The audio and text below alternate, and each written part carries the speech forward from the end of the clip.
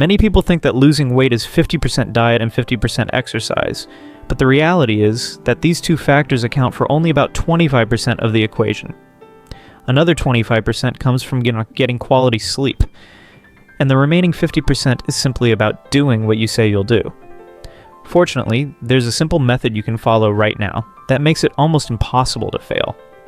Step 1 is to get motivation.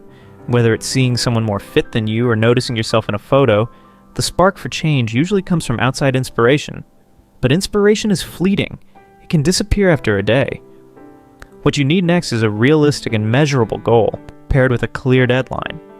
For instance, saying, I'm going to lose 5 pounds by July 1st, and another 5 pounds by August 1st, allows you to track progress with measurable checkpoints to keep you motivated. Next, you need a detailed, practical plan to reach your goal.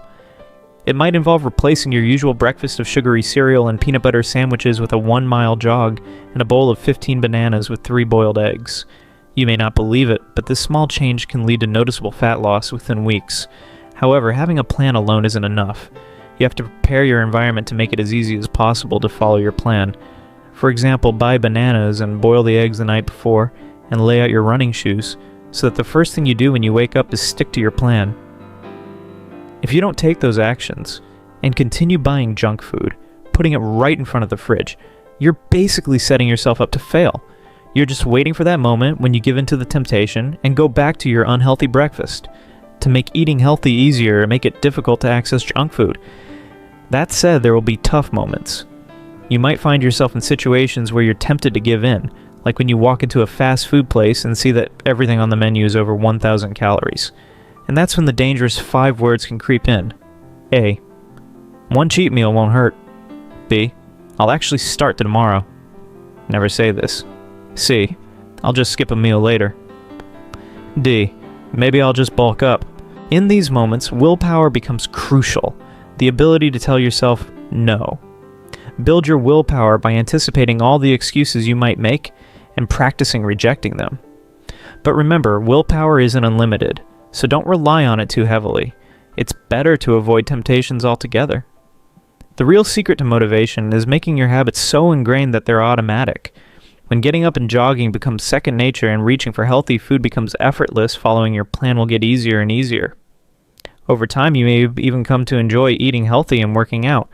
For many people, it becomes less of a conscious decision and more of an identity, a lifestyle. Now let's discuss fat loss.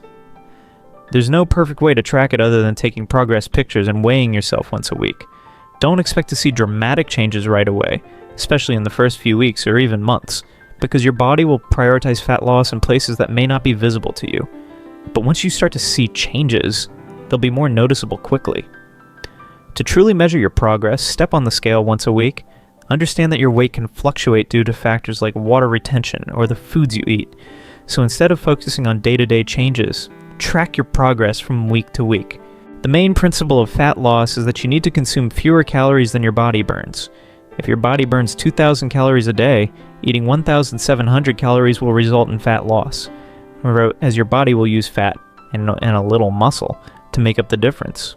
If you reduce your calories even further, down to 1,500 or 1,200, you'll lose weight faster, but it will be harder to maintain.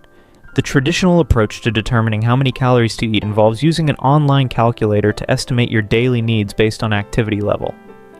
The number you get from this calculator is a starting point, but keep in mind that this number can be inaccurate for people with certain metabolic conditions. So, you should monitor how your body responds and adjust accordingly. If you're not losing weight after a few weeks, cut your calories by 200 to 300. If you find yourself stuck and not losing weight for more than a week, you either need to lower your calories or add more exercise to your routine. For some people, this approach works because it's straightforward. The only challenge is that it requires you to track your food carefully, using nutrition labels, apps, or a food scale. If you're estimating your calories, it's better to err on the side of caution and then overestimate. For example, if you think a meal's 300 calories, it's probably closer to 500. Now, if you've ever wanted to lose weight without starving, like this video.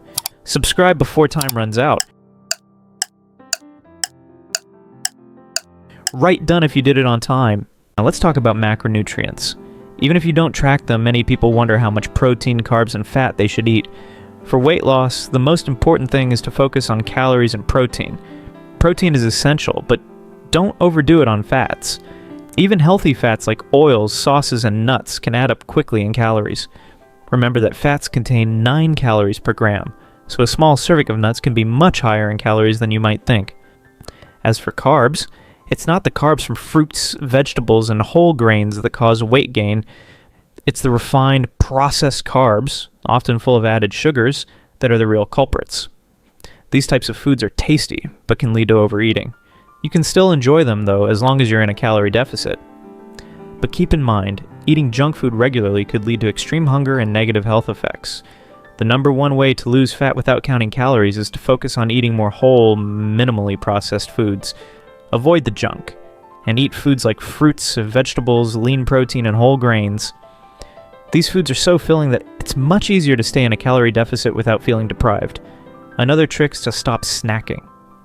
If you're snacking out of boredom, stress, or thirst, try replacing those habits with healthy habits. You don't need to snack unless you're truly hungry. Once you stop snacking, you may develop a sense of superiority over your old eating habits, which can help keep you on track. Here are some additional tips. Drink lots of water. Staying hydrated helps curb hunger and keeps you from reaching for sugary drinks like soda and juice. Don't procrastinate starting your diet. Don't say, "I'll start tomorrow." Avoid liquid calories. They're easier to consume in large amounts than solid foods. Use low-calorie alternatives when possible, like low-fat cheese, cauliflower rice, and egg whites.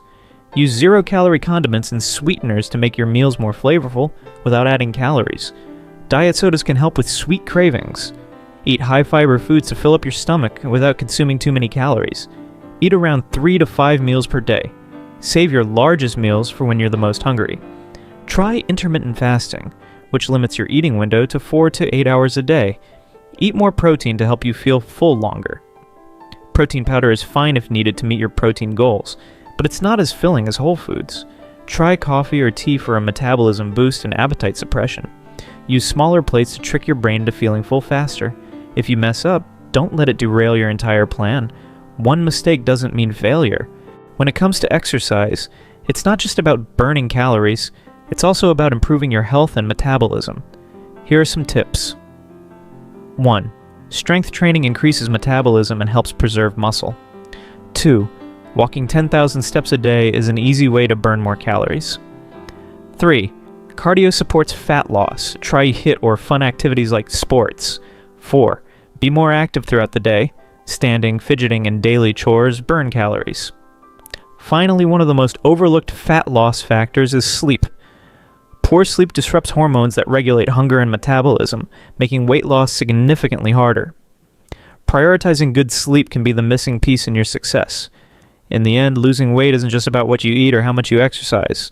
It's about creating sustainable habits, staying consistent, and setting yourself up for success. Stick to the plan, make it part of your routine, and results will follow. I don't think you can click on the next video before 3 seconds runs out.